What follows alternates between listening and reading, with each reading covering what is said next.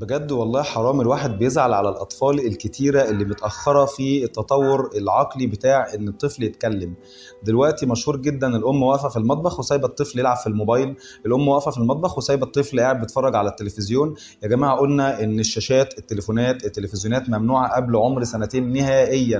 ما ينفعش طفل عنده سنتين ولاقيه لسه جاي ما بيقولش حتى بابا أو ماما، يعني بادئ لسه هيقول سنتين، لسه بادئ يقول بابا أو ماما.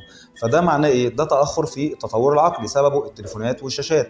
لازم الطفل يكون عايش في بيئه تفاعليه، لازم الام او الاب او الاثنين يقعدوا يتكلموا مع الطفل ويتكلموا معاه بطريقه سليمه جدا ويعرفوه الكلمات وبابا وماما وقطه وجد ومش عارف ايه.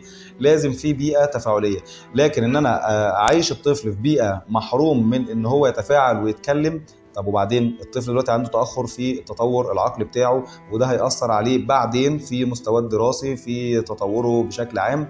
يا جماعه بعد اذنكم مفيش حاجه اسمها اصل مشغوله وسايباه يلعب في التليفون، هاتي له مكعبات، هاتي له لعب، اعتبر ان انت في زمن ما قبل اكتشاف التليفون. عادي الامهات كانت بتعمل ايه؟ يعني ما كانت بتشوف شغل البيت برضه، ومع ذلك بتلاهي الطفل في حاجه يعني بتتصرف. يعني اكيد في حل غير ان انا اسيب الطفل يلعب في الموبايل.